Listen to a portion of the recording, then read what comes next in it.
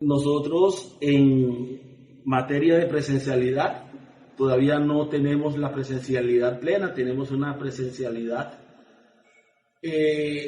media en el sentido de que es alternada. Es decir, aunque todos los muchachos van a las aulas de clase, que es el llamado del Ministerio de Educación Nacional, no todos van a la vez, por cuestiones del aforo exigido en la resolución 777, que establece que en las aulas de clase se debe mantener la distancia de 1 metro cuadrado entre un estudiante y otro, y nosotros tenemos la desventaja o debilidad que nuestras aulas no son muy grandes y en cambio los grupos sí son muy numerosos.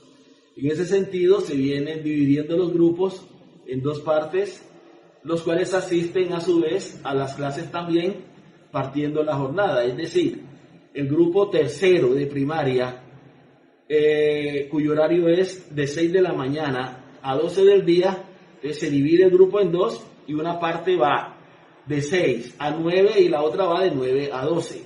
Entonces es una presencialidad alternada, pero que de todas maneras es mucho más conveniente que la virtualidad que tuvimos casi este año y medio.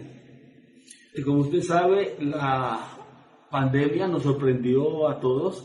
Nadie estaba preparado, ni en Colombia ni en el mundo, para afrontar una pandemia de estas condiciones y por lo tanto pasar de un sistema educativo presencial a una de la virtualidad siempre es traumático. Pero el ser humano es de adaptabilidad y en ese sentido entonces nos acomodamos muy fácilmente a nuestra zona de confort. Los muchachos, al tener que pasar de la presencialidad a la virtualidad, a recibir sus clases en casa, donde muchas veces ni siquiera se bañaban, lo recibían en la cama, pues desde luego les parece mucho mejor así, pero hay que tener en cuenta que es la presencialidad en donde se construye el mejor modelo de educación, porque se está compartiendo con los profesores y con los mismos compañeros, de manera que el estudio presencial es la mejor metodología que hoy disponemos en Colombia para la primaria, para la secundaria, y en ese sentido la ministra ha hecho mucho énfasis en que debemos llegar a la presencialidad plena. Hablemos ahora de calidad. Ahora, para la realización de las pruebas Saber IFES, tuvimos la oportunidad de realizar un pre-IFES, un curso financiado con recursos propios por parte de la administración municipal en cabeza de nuestro alcalde Felipe Cañizales, donde se hizo énfasis en las competencias que miden esos exámenes IFES. Nosotros esperamos que los resultados este año, en donde la presencialidad fue mayor a la del año pasado, pues también los resultados se hagan ver, que sean mucho mejores. El tema que se trató en este Encuentro Nacional de Secretarios de Educación, ¿cuáles fueron esos temas importantes? Allí hicimos mucho énfasis en el análisis de la cobertura educativa. La cobertura educativa va a sufrir un vuelco total en razón de las disposiciones del Ministerio de Salud en cuanto al aforo en las clases. Ya esos grupos numerosos que teníamos en las aulas de clase tienen que desaparecer. La verdad es que es inhumano que en un grupo de clases hayan hasta 53 estudiantes, como en muchos casos. Eso es traumático para cualquier profesor y en ese sentido entonces es un compromiso de la Secretaría de Educación del municipio de Apartadó darle cumplimiento a las relaciones técnicas establecidas por el Ministerio de Educación Nacional en cuanto a estudiante por área, por metro cuadrado y estudiantes por profesor. Nosotros estimamos que trabajándole muy duro a ese tema de la cobertura educativa en 3 años tenemos que estabilizar los grupos máximo 40 estudiantes en un aula de clase, que es más manejable por los profesores. ¿Y en apartado no se requiere de más infraestructura educativa? No, desde luego, por ¿Más eso aulas? lo estamos proyectando a 3 años, porque todo eso depende de la capacidad instalada, depende de la ubicación geográfica de los estudiantes y de los recursos para construir más aulas. Nosotros estimamos que en 3 años podemos estar estabilizando esas relaciones técnicas del ministerio. Eso de todas maneras genera calidad educativa.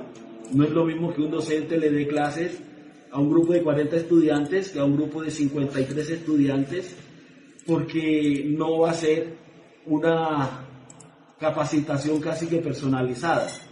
Por eso nuestro compromiso es el cumplimiento de esas relaciones técnicas. Grupos menores a 40 estudiantes.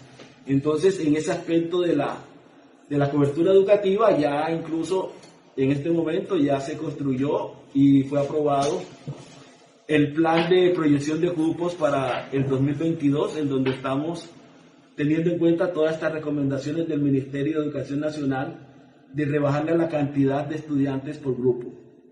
Nosotros en el momento tenemos una población estudiantil de 28.200 estudiantes.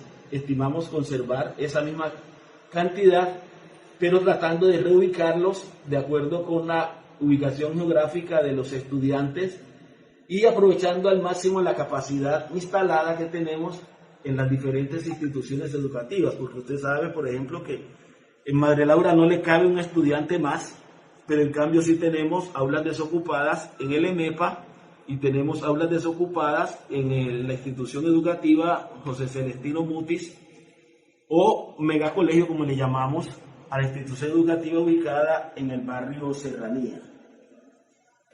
Realmente en materia de infraestructura educativa sí tenemos un atraso, Laura, en el municipio, es un atraso histórico de muchos años, y en ese sentido hay toda la disposición, la voluntad de nuestro alcalde de avanzar, haciendo mucha fuerza en la gestión para ver de qué manera nos podemos nivelar en materia de infraestructura educativa.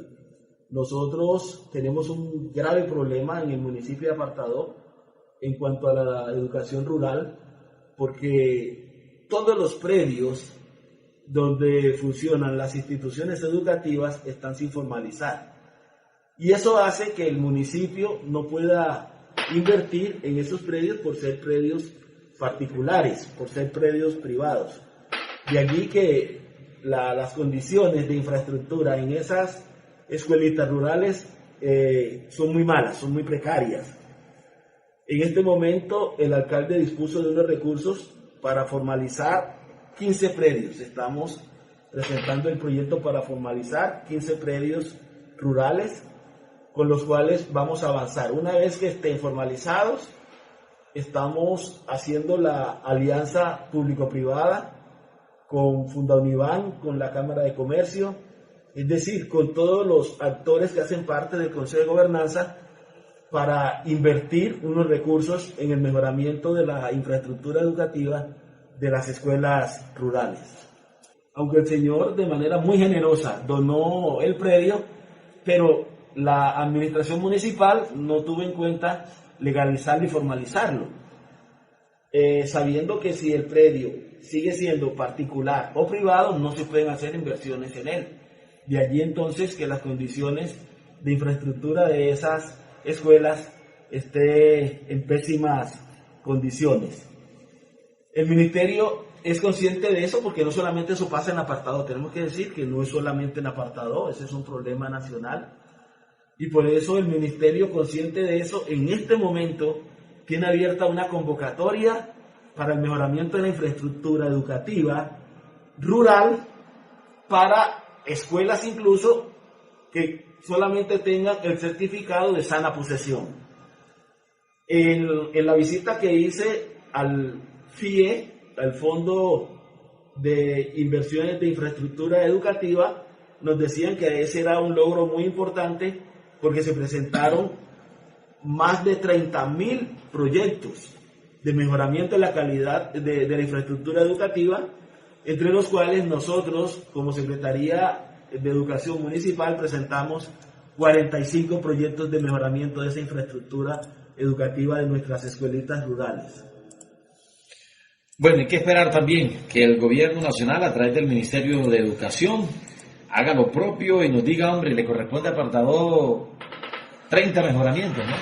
Falta eso. Eso fue lo que pedimos. Realmente, hablando con el gerente del FIE, fue lo que le dije que era nuestra expectativa, que nos apoyara mucho porque teníamos un retraso histórico en materia de infraestructura educativa y que ahora con esta gran posibilidad, pues al menos de 45 proyectos que presentamos, esperábamos que nos aprobaran como mínimo 30.